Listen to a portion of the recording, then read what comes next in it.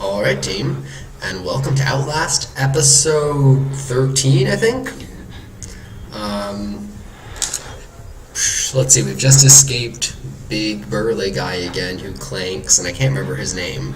But we've just escaped him, and we're crawling through some vents, and it looks like the entranceway is up ahead, so it seems like we're heading towards maybe the climax. I'm not really sure. Yeah.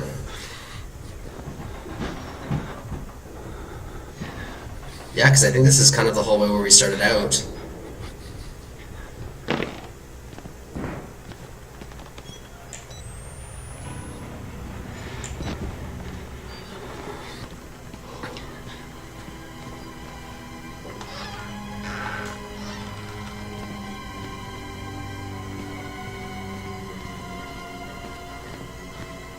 Yeah, because here's where we tried to get through, and he threw us into the lobby. Back in episode 1.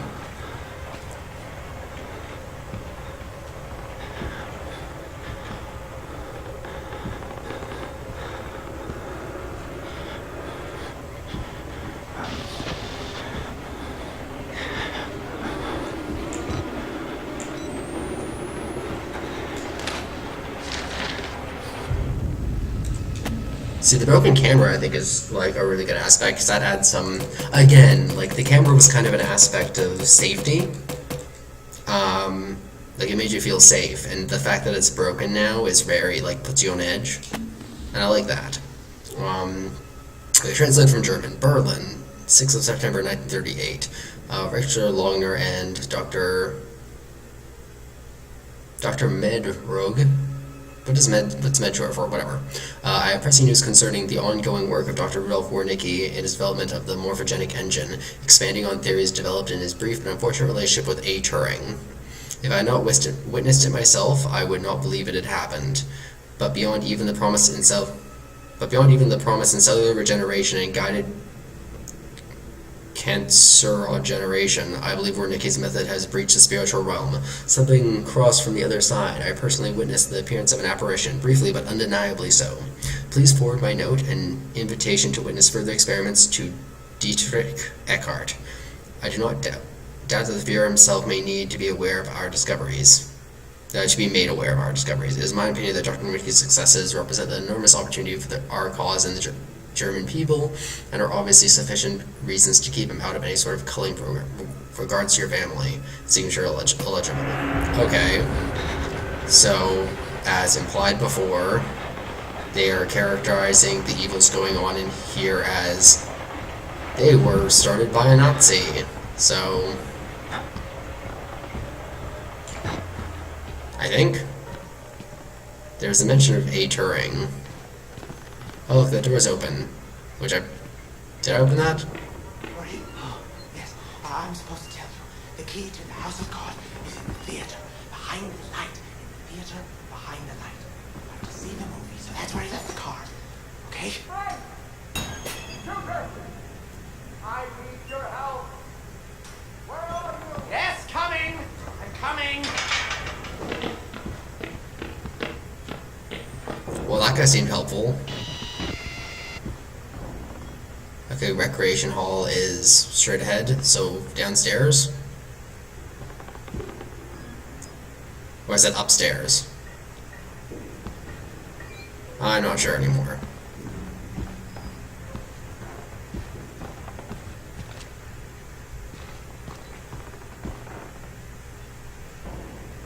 Yeah, is that saying the recreation hall is upstairs?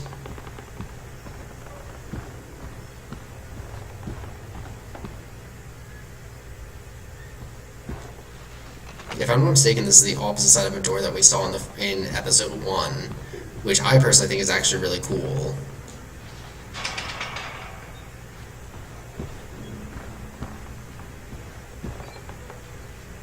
Because it's bringing it back to where you started.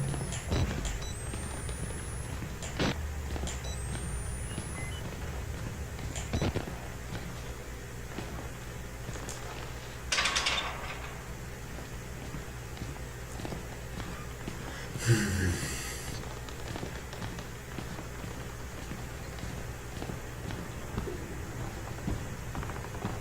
don't know. My overarching problem with this game is that I just don't care. Like, I don't know anything about this main character, so I don't really care if he survives.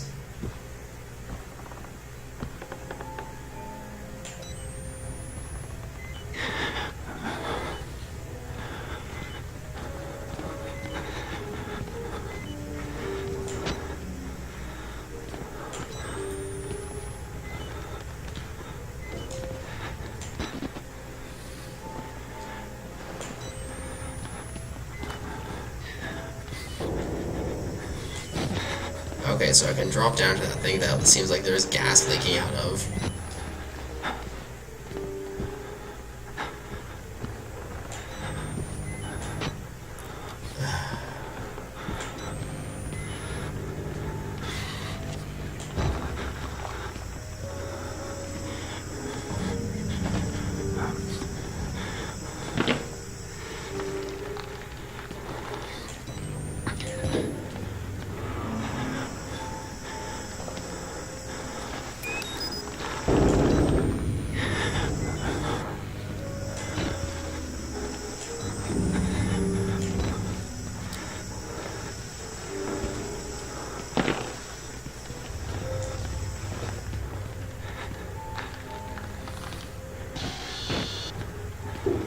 Wait, did I just drop in from there?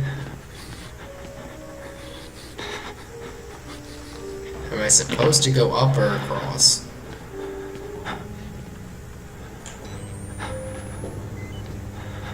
Okay, so I can hide.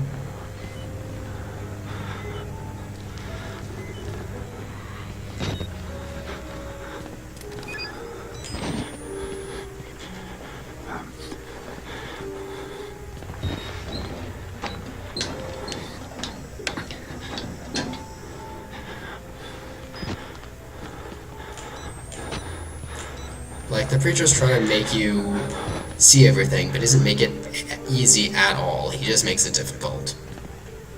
I just don't understand why I'm supposed to care about any of this. Like, I get that they're going for a scary experience, and they've been, like, moderately successful at that, but I just don't care about the plot at all. Also, they went with this whole, it's supernatural, but, like, didn't really leave breadcrumbs. They just kind of pulled you along, and then it was like, oh, look, you got here.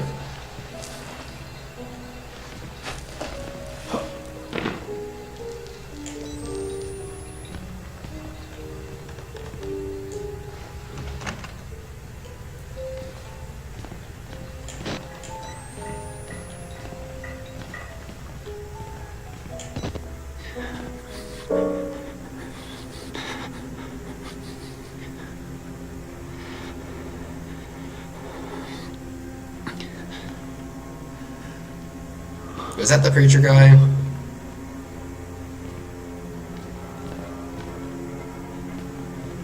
He's gonna, like, cut the lights, and I'm gonna have to hide a whole bunch. That's why there's hiding places everywhere, isn't it?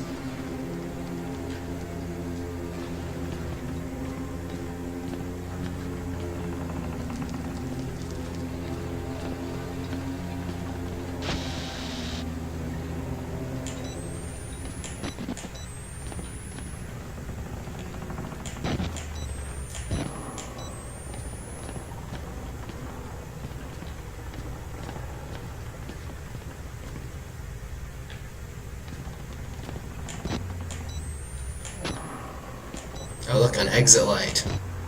It's almost like I'm definitely not going to be able to get there. Gosh dang, this is either going to be a sequence I really don't care. I don't want to go.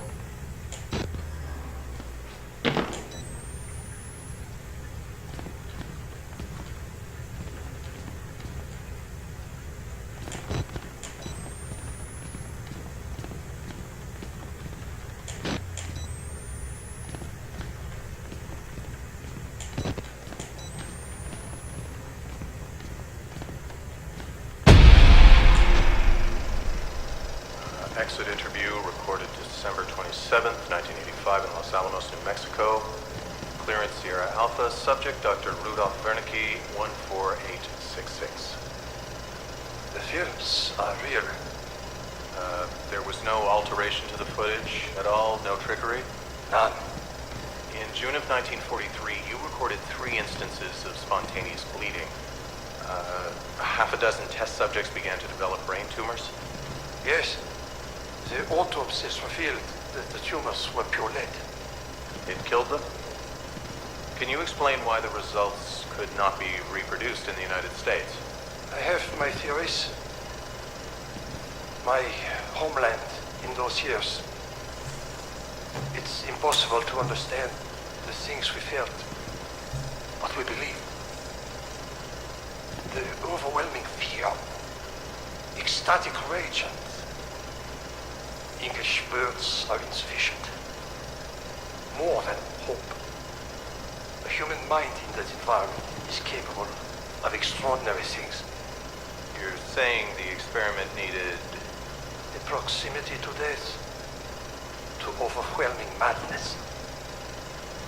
Only a test subject who had witnessed enough horror was capable of activating the engine. Do you believe your test subjects achieved something supernatural? No, Do you think that they contacted something supernatural? nothing is supernatural. Then what was it? You said Project Wallrider was a gateway. A gateway to what?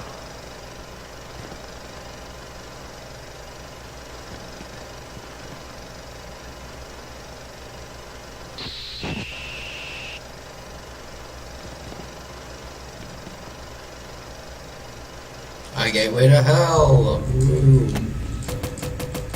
Da da da da da da. The man sounds like Dr. Strangelove's anemic brother.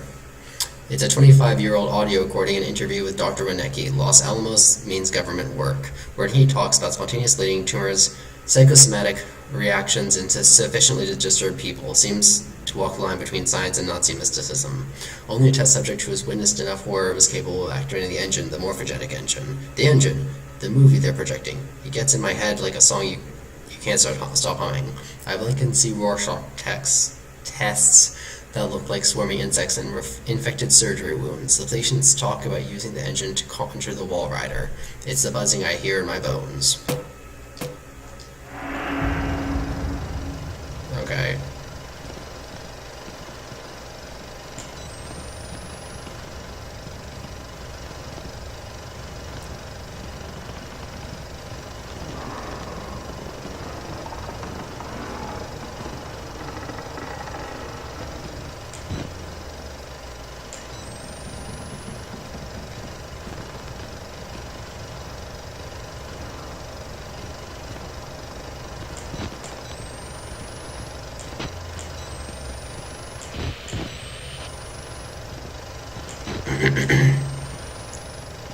It's like, I get it. I think the priest is trying to make you, like, so scared that you can,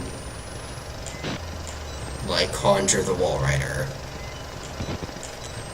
But, like, it's still like, he just wants something from you, and then he makes it take forever to do it.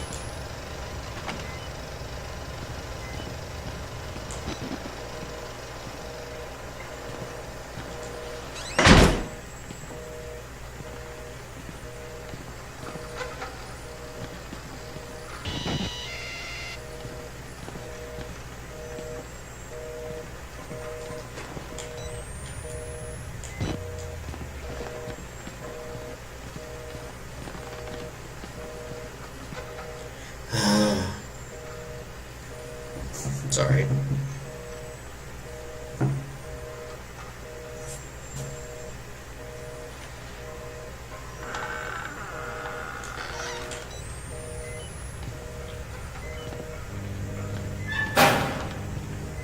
Oh no, how scary. You have to find Wernicke. Only way.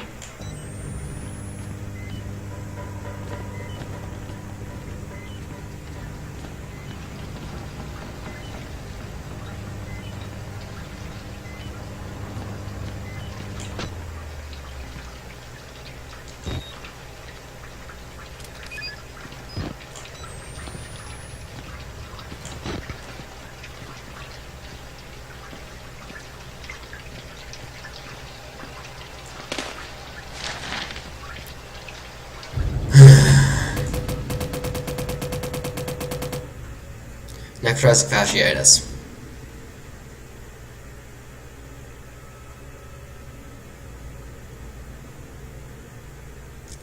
From a Murkoff employee to a Murkoff employee, subject, flesh-eating bacteria, wash those hands regularly, wink. In response to necrotizing... In response to, I guess, necrotizing fasciitis. In response to, really? I fucking quit.